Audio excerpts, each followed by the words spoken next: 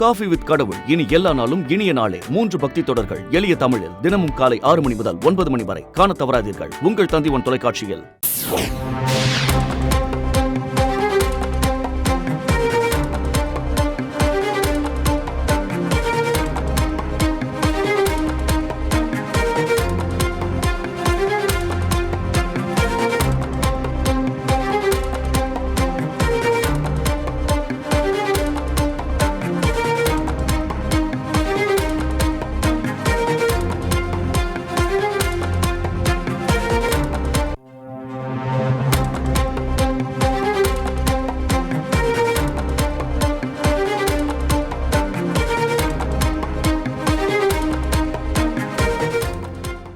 சட்டப்பேரவை கூட்டத்தொடரின் மானிய கோரிக்கை மீதான விவாதத்தை இன்று புறக்கணித்திருக்கிறது அதிமுக.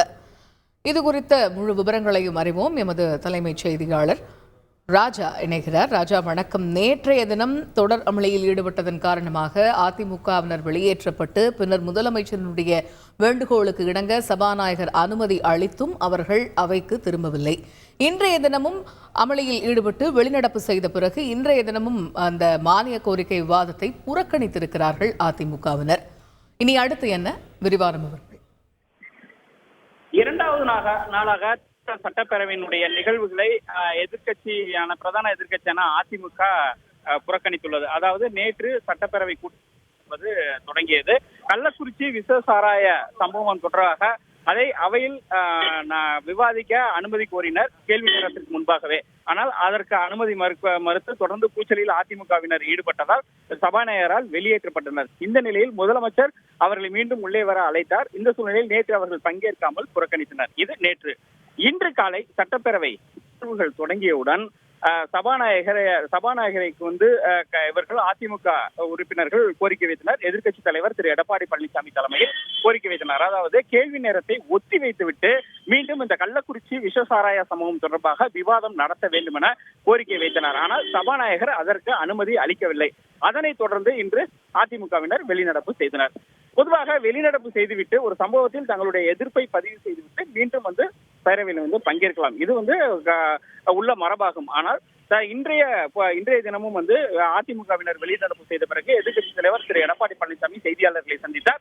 அந்த செய்தியாளர் சந்திப்பில் இந்த விஷசாராயம் தொடர்பாக முழுமையான விவரங்கள் வெளியிடப்பட வேண்டும். அந்த மருந்துகள், அதாவது சுகாதாரத்துறை அமைச்சர் முன்னுக்கு முரணாக பேசுகிறார் என்பது போன்ற பல்வேறு குற்றச்சாட்டுகளை வைத்துவிட்டு இன்று வெளிநடப்பு செய்து அவர்கள் பேட்டியளித்தார்கள். மீண்டும் அவையில் நடவடிக்கைகளில் பங்கேற்பார்கள் என்று எதிர்பார்க்கப்பட்டது. ஆனால் இன்றைய அவை நடவடிக்கைகளிலும் பங்கேற்காமல் முழுவதுமாக இன்றைய கூட்டத்தொடரை இன்றைய சட்டப்பேரவை அலுவல்களையும் புறக்கணித்து அனைவரும் எதிர்க்கட்சி தலைவர் திரு எடப்பாடி பழனிசாமி தலைமையில் தற்பொழுது ஒருவராக வெளியேறி வருகின்றனர். இன்றைய தினமும் அதிமுகவினர் கருப்பு சட்டை அணிந்துதான் சட்டப்பேரவைக்கு தங்களுடைய எதிர்ப்பை பதிவு செய்தனர். இன்று காலை தற்பொழுது கேள்வி நேரம் நடந்து கொண்டிருக்கிறது. அதன் பிறகு நேரமில்லா நேரம், அதில் முதலமைச்சர் பேசுவதற்கான வாய்ப்புகள் இருக்கிறது. இந்த கள்ளச்சாராய விவகாரம் தொடர்பாக மற்ற எதிர்க்கட்சிகள் கூட பிரச்சனையை எழுப்புவதற்கான வாய்ப்புகள் இருக்கிறது.